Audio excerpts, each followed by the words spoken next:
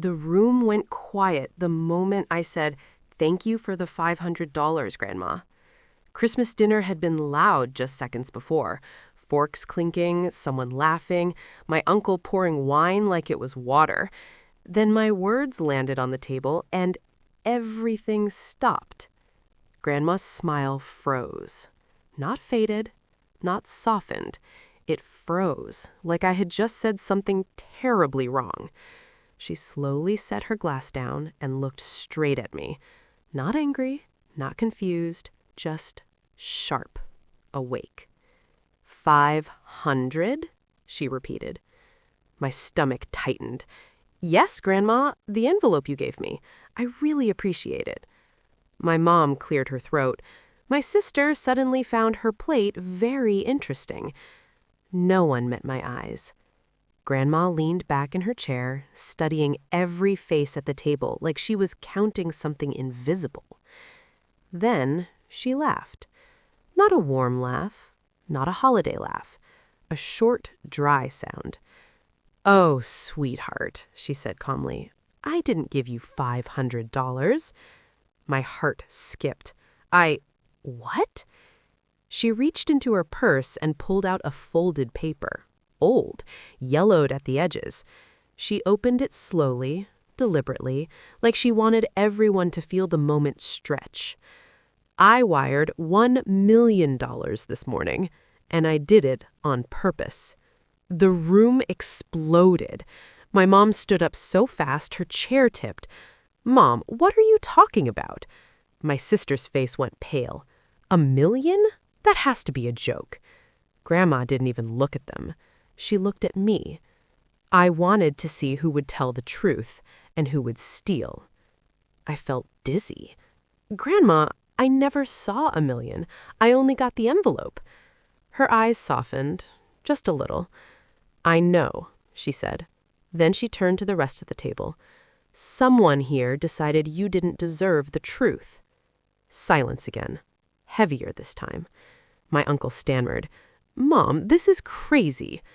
"Is it?" Grandma snapped. Her voice cut through him like a blade. $1 million, she repeated, sent this morning to her name.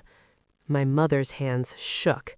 "We were just holding it for her. She's young. She doesn't understand money." Grandma's smile disappeared completely. "She understands honesty, and that's more than I can say for the rest of you." My chest burned. My ears rang. I looked at my sister, who had once told me I was lucky to get anything at all. I looked at my mom, who always said Grandma trusted her with finances for everyone's good. And suddenly, every small moment made sense. The missing gifts, the delayed checks, the way they always told me to be grateful for less.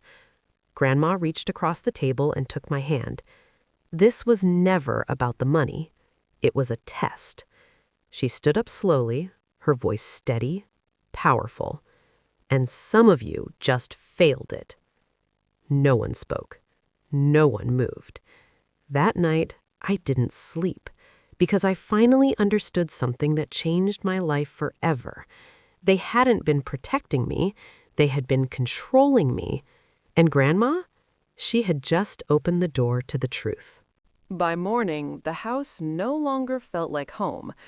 I woke up to whispered voices behind closed doors. My name floated through the hallway like a rumor, followed by sharp hisses and half-finished sentences. When I stepped out of my room, the voices stopped. Too fast, too clean. The kitchen smelled like burnt coffee. My mom stood at the counter, back straight, jaw tight. My sister sat at the table scrolling her phone, pretending not to see me. "Morning," I said. No one answered. Grandma had gone for her walk. She always walked early when she was thinking, and I knew whatever she was thinking now was dangerous. I poured myself coffee with shaking hands. "So," I said quietly, "does anyone want to explain why Grandma thinks $1 million was sent to me?" My mom finally turned around. "You embarrassed us," she said flatly. That wasn't an answer. "I embarrassed you?" I repeated. Someone took money that was meant for me. My sister scoffed. You don't even need that kind of money. I stared at her. How do you know what I need? She rolled her eyes. Please, you're fine. You always land on your feet. That word again. Always. Like I had some magic safety net.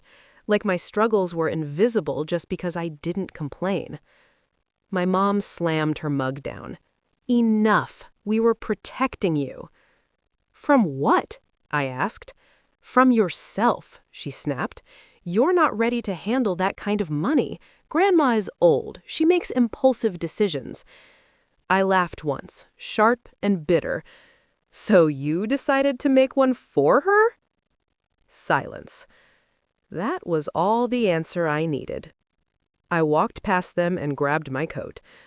I'm going to the bank. My mom's face changed instantly. You are not. I stopped at the door. Try and stop me. The bank smelled like paper and polish. The teller smiled politely as I handed over my ID. A few clicks, a pause. Then her expression shifted. There was a wire transfer yesterday morning, $1 million. It was deposited and then moved. My chest tightened. Moved where? She turned the screen slightly so I could see. A joint account. My mom's name, my sister's name, but not mine. I never authorized this, I said, my voice shaking. The teller nodded. I'll call the manager. By the time I walked out, my hands were numb, not from cold, from clarity. They hadn't held the money.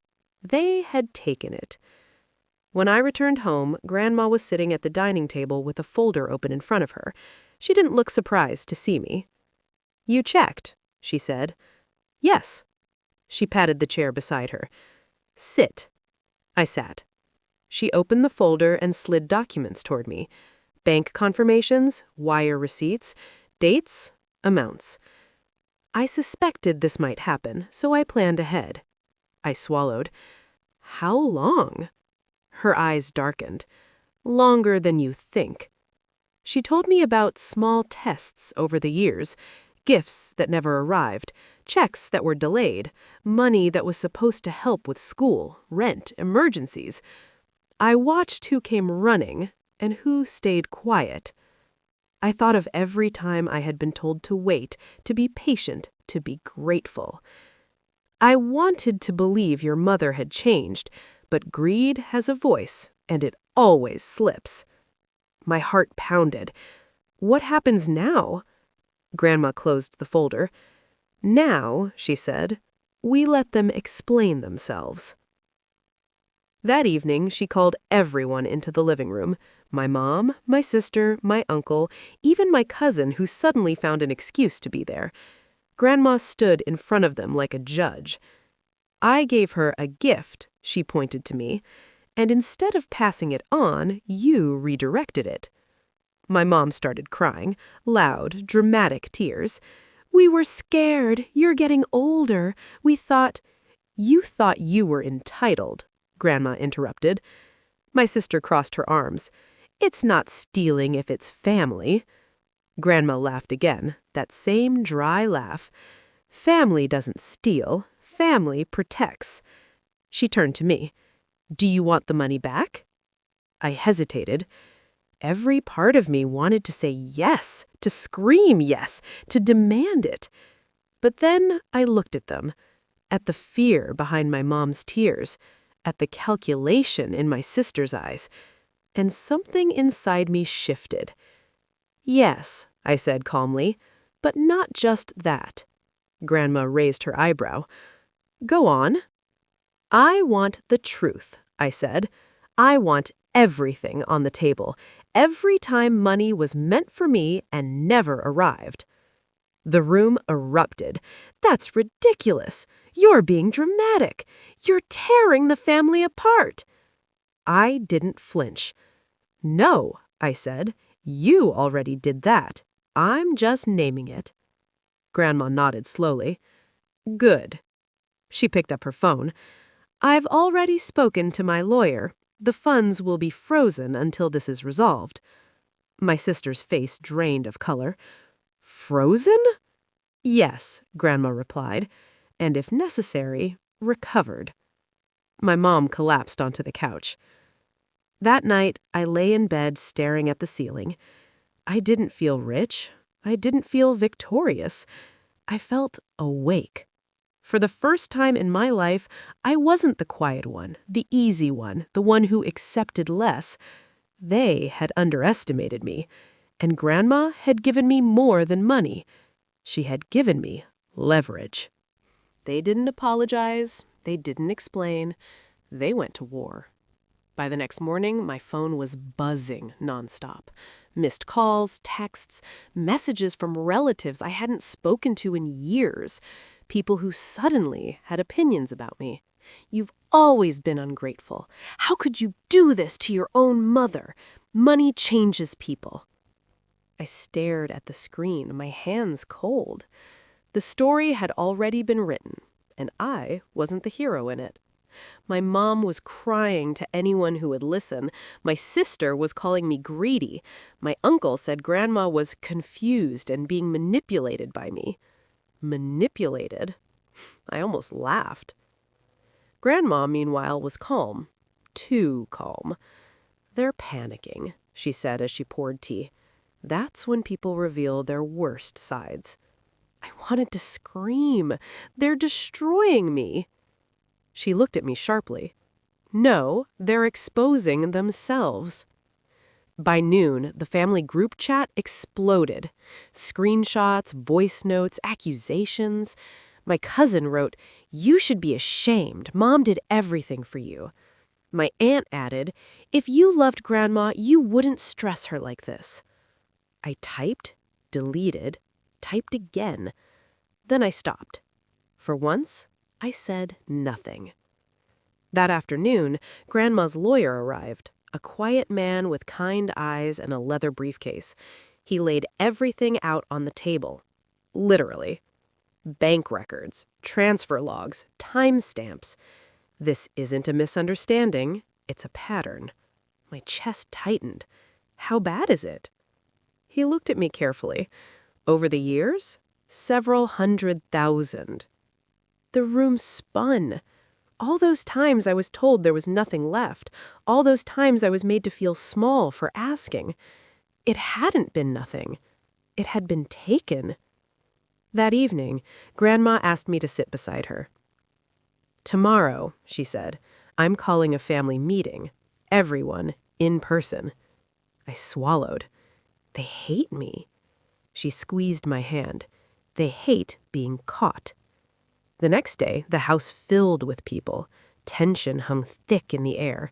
Smiles were tight, voices were sweet in that fake way people use when they're angry but pretending they're not.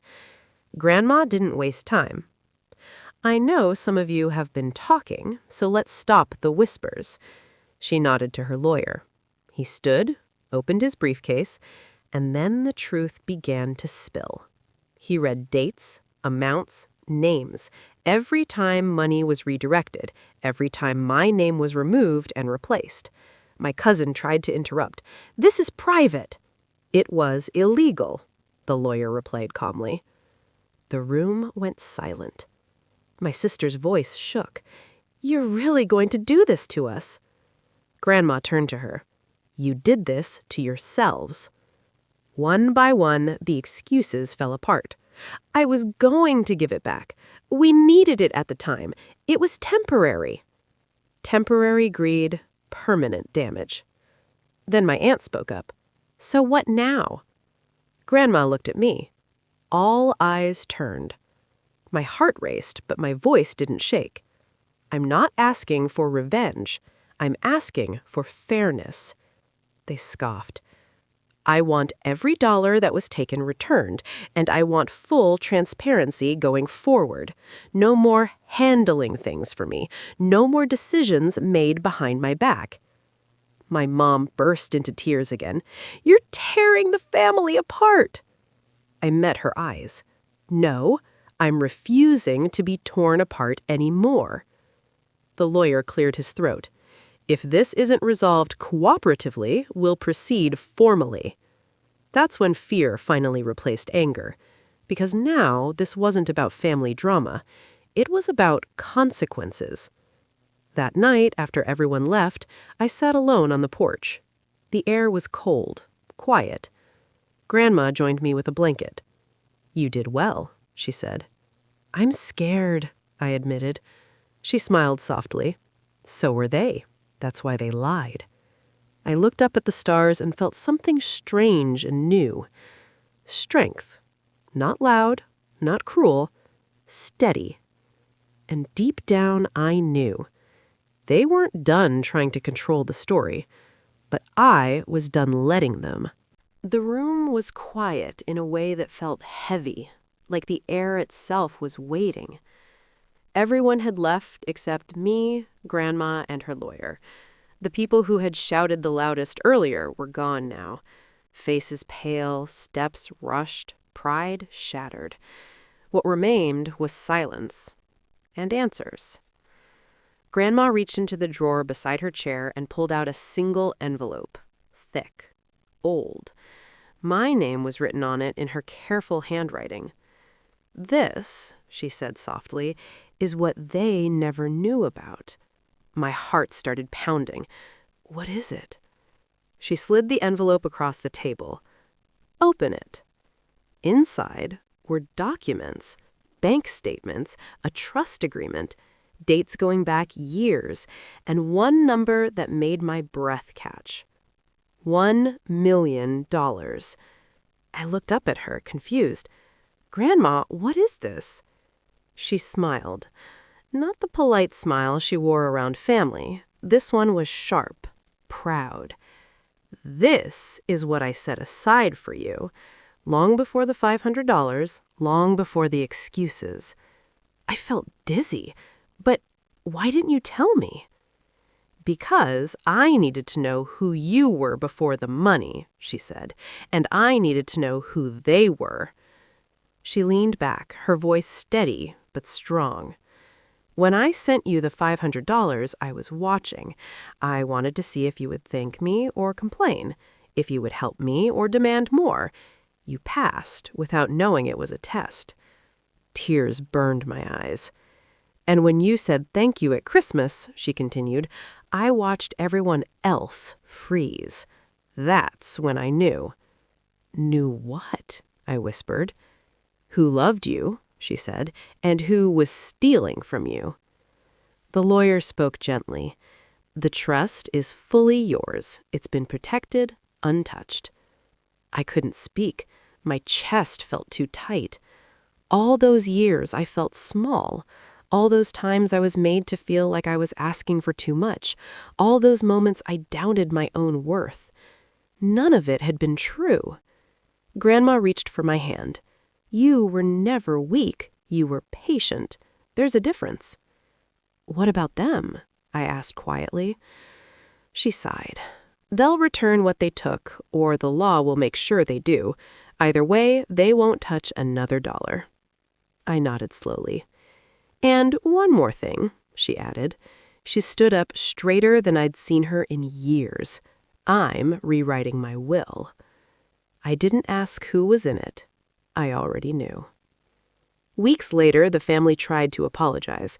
Long messages, awkward phone calls, tears that came too late. I didn't block them. I just didn't answer. Not out of anger, out of peace. Because revenge isn't always loud. Sometimes it's quiet. Sometimes it's living well, knowing the truth and never letting anyone make you feel small again. They laughed when they thought I was replaceable.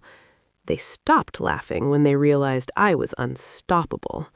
And this time, the truth stayed with me.